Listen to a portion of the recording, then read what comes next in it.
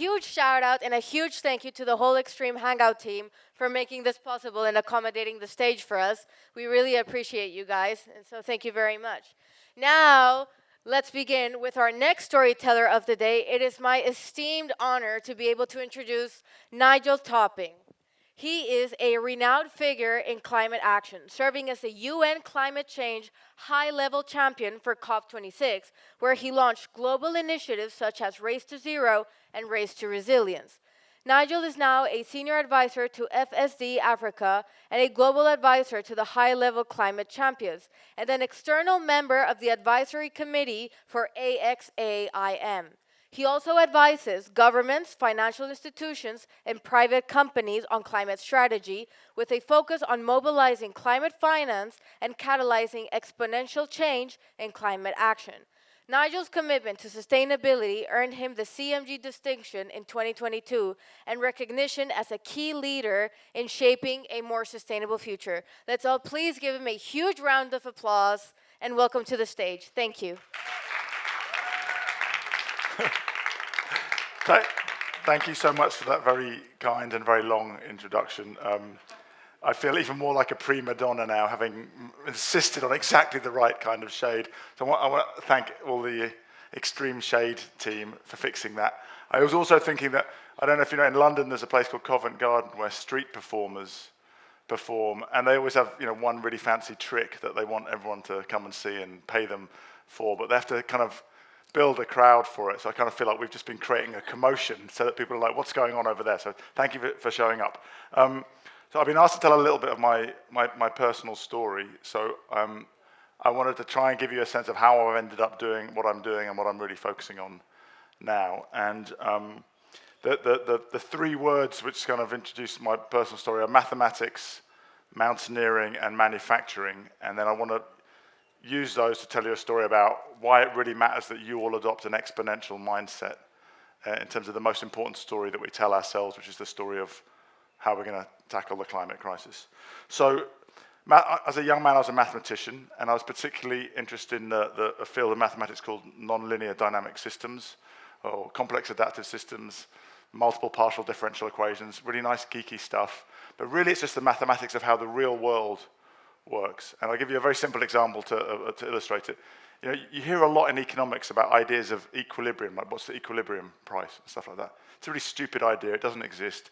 There's nothing equilibrium about natural systems. They're really kind of messy. And the most simple example of it's all about feedback loops, right? So if I take a simple example of what we call a predator-prey ecosystem. Okay, ecosystems are very complicated, but if you just think of foxes and rabbits, right?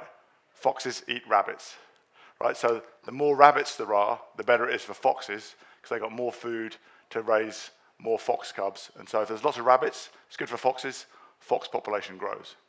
But of course, the more rabbits the foxes eat, the less rabbits there are. So when there's not many rabbits, there's not enough food, so the fox population decreases. So there's this relationship between the two. And you might think that that just works out, and so they find this stable equilibrium, and you end up with same amount of foxes, same amounts of rabbits, just equilibrium pricing, right? So that there's just enough rabbits to maintain the fox population as is. It doesn't work like that. It goes all over the place. So sometimes you have huge spikes of rabbit population, and then that's followed by a spike in the fox population, and then things crash. It's a deeply non-linear system where things aren't stable. They might bobble around for a while, and then there's a spike. And the economies are like that as well, right? If you look at the companies in the top 20 companies in the S&P 500 right now, most of them weren't there 10 years ago, right? Things that they might look smooth at an average, but they really move around all over the place. And the second thing I want to mention is mountaineering. As a young man, I was a very keen mountaineer, and I was lucky enough to go on some expeditions to places like Greenland, Iceland, and Patagonia. And at one point when I was 21 years old, I went to East Greenland, right? Obviously, very big ice sheet, lots of mountains around the edge, so lots of good climbing. And part of our expedition in 1987 was to climb a mountain no one ever climbed before. That's another story. But also to do some research on the glaciers draining the ice sheet. And one of the biggest glaciers draining the eastern Greenlandic ice sheet is called Sermelik Glacier, and it it drains into a big fjord, Semlik Fjord. So this is 1987, so there's no Google Maps, there's no digital mapping, there's no aerial photographies of this area. So we just had a surveyed map. And if you're a young mountaineer going into the mountains, the map is like the truth. It's really precious because it's a scientific fact base to guide you around the world. So we traveled over this very, very rough terrain, carrying about 40 kilograms of kit, all of our food, all our climbing equipment, and lots of heavy scientific equipment. And we get to the place on the map, and this is a big glacier, right? It's like 5 kilometers wide, so it's not like you could miss it, right? And it's draining into a fjord which is 5 kilometers wide. So on the map, we get to the place where the edge of the glacier should be. So we should have been looking up at masses of ice, and you've all seen the pictures of the way glaciers carve into the ocean, and then big icebergs going out to sea. So we get to this point on the map, all we can see is water.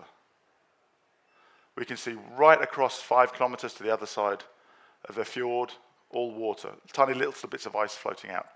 We look upstream, and we can see the glacier a very, very, very long way away. Our first assumption was that we'd really screwed up on the navigation, right? Because the map is the truth. It took us a long time to realize that we were exactly where we should have been, that the glacier wasn't where it should have been anymore. Since the map had been surveyed, the glacier had retreated by 15 kilometers. And then when we looked across to the other side of the fjord, we noticed that the rocks on the other side of the fjord were like two very clear color bands. There was a very dark color band above, and then a much lighter color band with a sharp line dividing them. And I learned later that that's because of, that's a sign of rapid change. And because of the lichen, this amazing organism that grows very slowly on rocks. Well, it grows very slowly, so if you have a sudden change, you see a sharp line. So that meant that we had very rapid retreat of the glacier. So without really understanding the full implications, from age 21, I had this physical experience that something is badly going wrong. So I've never had, and as on top of this, understanding of non-linearity. I guess that's the seed of my concern about the climate crisis. But then I went off to work, and I went to work in manufacturing. So just to maybe give you a sense of where my sense of action orientation comes from, I spent nearly 20 years running manufacturing businesses where, of course, I learned that it is important to have a good strategy and a good plan, but the only thing that really matters is execution. I was making brake pads and brake linings for the car manufacturers and the truck manufacturers of the world. And then I was kind of mid-career, I went back to the glacier, and I decided that what I wanted to do was really work on how we can use the power of factories, the power of business, to solve the climate crisis. So I've then spent a long time working for CDP, which many of you will know of, and then leading the We Mean Business Coalition to bring a positive business voice to the Paris COP. And then for 3 years I had this the wonderful honor of holding this UN climate champion role. But I want to now come to what I'm really focusing on now, which is the power of exponential change and why you all need to understand exponential mathematics and tell exponential stories. Now, I have to first of all, hands up how many of you have got a mathematical qualification? Oh, good. Hands up how many of you have got like a STEM qualification, like engineering or science? Okay, so most people understand this, but part of the problems with exponential change is it's so alien to the way we're hardwired to think about how the past leads into the future. And the simplest way of describing exponential change is things happen very, very slowly, and then they happen very, very fast. But a slightly more technical way of saying it is that the rate of change is constant. So, for example, I'm going to use an example from electric vehicles, so that the period which it takes to double the market share is constant. So, and let me take what is pretty accurately a real-life example, just to illustrate it, and I'll try and draw graphs in the air. But let's imagine that in the year 2010, that electric vehicles only have 0.25% of the market share of sales. It's kind of irrelevant, right? So if you're a big manufacturer, you're not taking it seriously. And then in 2 years later, 2012, electric vehicles have 0.5%. Now, if you're a linear thinker, you're like, a quarter's irrelevant, and a half's irrelevant. If you're an exponential thinker, you're like, ooh, that's interesting. That's double. I wonder if this is linear, like it's going to go from a quarter to a half to 3/4, or if exponential, it's going to go from a quarter to a half and then double again and go to 1. So then you go forward 2 years and you say, oh, it's at 1%.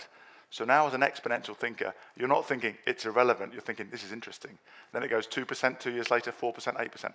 Over a 10-year period, that exponential change takes you from 1/4% to 8%.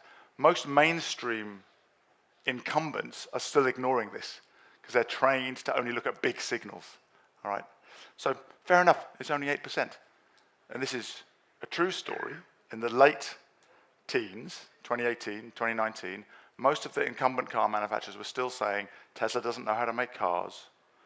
You know, the IEA in like 2016 was still saying we're mainly going to be using combustion engines in 2070. But suddenly, that 8% then goes 16, 32, 64. That's where we're at now. We're beyond the 16%. And now some research that was just published with RMI suggests that we'll be at between 65 and 85% electric vehicle market share by 2030. Most of the incumbents have just lost market share. Tesla has 28% of the market of luxury vehicles in the USA. That means every luxury vehicle manufacturer, apart from Tesla, has basically lost 30% of their market share. Chinese manufacturers already have 10% of the market share of electric vehicles in Europe. Well, that will be 100% of the market. Like, you know, electric vehicles will be the whole market in about 10 years. So the European manufacturers have already lost 10%, and it'll probably be more.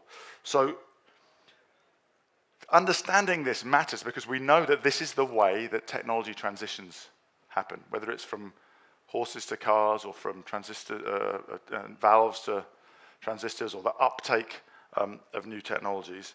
It's always happened like that historically, and yet we seem to really struggle as forecasters, as governments, as investor experts to believe that it's going to happen this time because so many people are telling us about all the reasons why it won't happen. And the press are really a big part of that.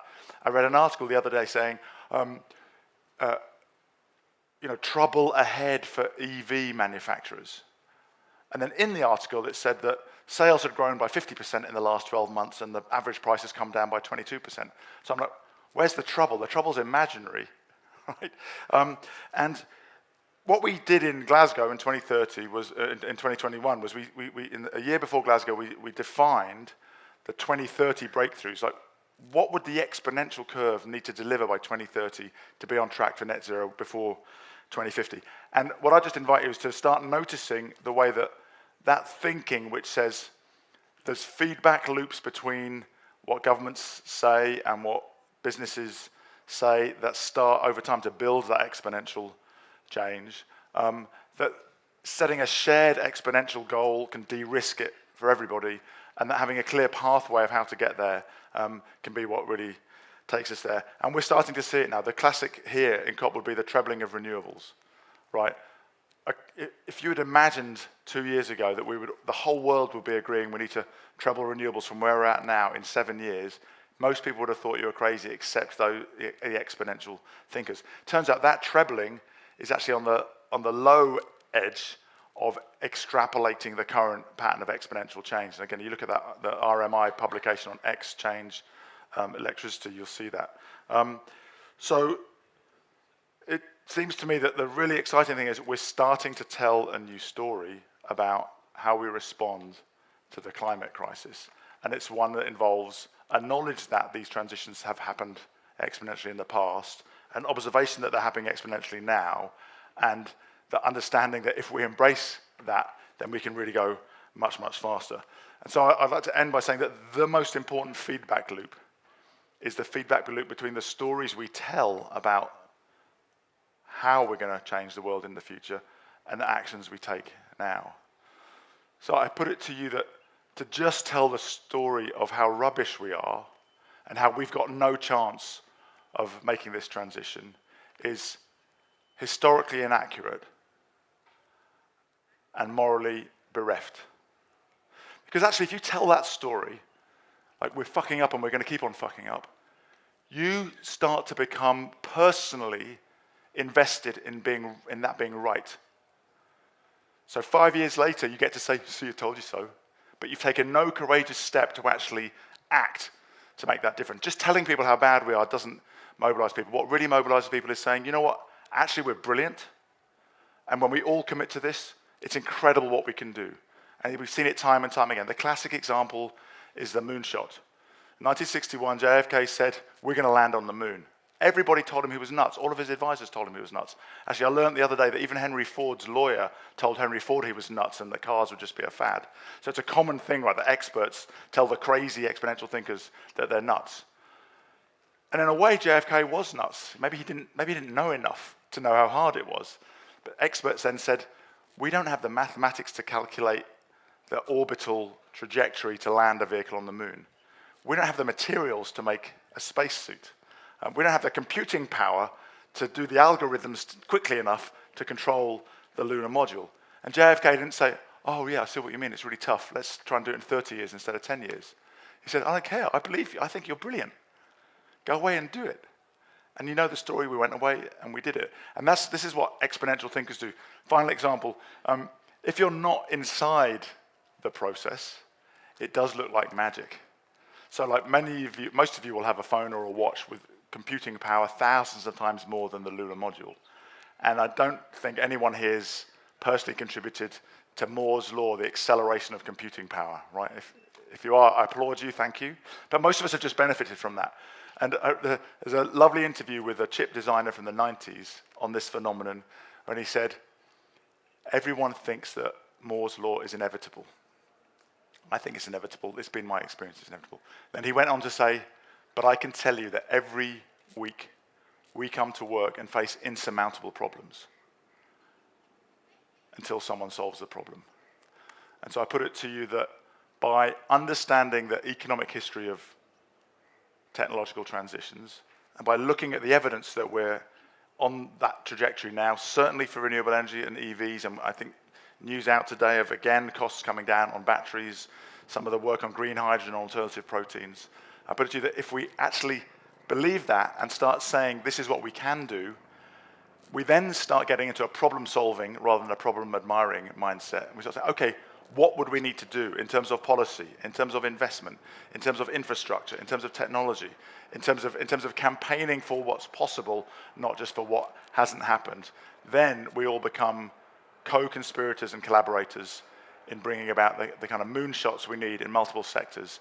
And most importantly, we lock in to that powerful feedback loop between the stories we tell of the future and the decisions that we make today. Thank you.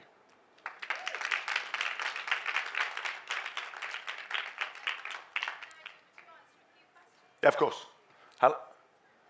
Okay, Neil, we're okay for a few minutes, right? Yeah, okay, just a few questions. No, it's on my... No, I was just asking her if I can go. Yeah. Sorry. Thank you. Anybody, a question for Nigel? So, Nigel, throughout my career, I've always come across the people that have always had a problem for every solution. They've always said that ain't going to work. How do you then convince, cajole, encourage people to try and find those solutions, even if it's a small step, a next step? What techniques would you recommend? Well, I mean, one is definitely sharing the evidence that this is the way things have changed in the past. And we've been working with a lot of people, and we've held some events here, and there's been some great work done by the Systems Change Lab, by Exeter University, and hundreds of academics just published a tipping points report, which looks at the negative tipping points in the Earth system and the positive tipping points in the economy. So pointing people to what the evidence of the past, and then the evidence in the present in areas like renewables of the rights law, the cost coming down very consistently and the volume going up. I think also pointing to the people who have understood this change late and lost market share. And fortunately, we're far enough along in enough technologies that there's quite a lot of good examples of that. I gave you a couple from EVs. And pointing out the difficulty of chasing an exponential, because every organization has a learning process. And I said the automotive manufacturers, they all had EV programs and fuel cell programs, but they weren't really investing in them. And it's only when they really started with, and then finally helping people see those early signs of doubling. Because most of us are taught to look for the big signs of change. And I say that constant doubling from quarter to a half to one is actually a very, very powerful change, but it normally gets drowned out in the noise. And I think, one thing I'd say in particular is, don't allow anybody to just point to the coal issue in China. It's a very big issue. It's the largest burner of coal. It's been growing a lot. I think it looks like it's going to peak and start declining quite quickly. But because I think it's a very lazy way of dismissing China as a sort of dirty, emerging country. Point to the fact that China has, through a superior industrial strategy, developed a world-leading position in multiple sectors now, which has outcompeted the West. Because this is really it's a race against time for humanity, but it's also a competitive race for economies and businesses. Yeah. Well, one more, and then I'm sorry, I have to go. Okay. I was just wondering, because when you look at the graphs from the International Energy Agency, on the one hand, you need to have an uptake in green energy, but on the other hand, you need to really bring the fossil fuels down. So I was wondering if you have an experience of such an exponential thinking, but the other way around, not to fuel the uptake, but to fuel the decommissioning. Yeah. So of course, when you have, if it's a transition, when one thing grows exponentially, the other thing dies exponentially, always. So horses would be a classic example. There was a lot of horses that were used for transport in the States that ended up being used for meat. And if you look at the RMI work that I referred to, it shows you the oil decline curve that is a corollary of the deploy. Of course, we're very early in EVs, right? Because there's a stock to flows problem. Like, it might be at 16% of sales, but vehicles last for 10 years. But that research shows that there's between 5 and 10 million barrels of oil a day demand destruction by 2030. If you follow the exponential, and nearly all the oil majors are head in the sand about that. Some of them are still projecting oil demand growth. I mean, it's just completely inconceivable. And the IEA are getting better at this. You need to be careful with the IRA, because their main scenario is the current policies scenario. But of course, current policies isn't really a scenario. It's a snapshot of policy thinking yesterday. And the one thing we know about policies is they keep changing. So you'll all have seen those famous graphs showing how wrong that scenario has been in predicting the future. But the IEA are getting much better at that. In fact, they've recently come out much more strongly to suggest that these two exponentials of REs and EVs are on track with what we need to do for net zero 2050. And of course, that doesn't cover all sectors, so there's more work to be done, particularly in green hydrogen for heavy industry and in proteins. Thank you so much.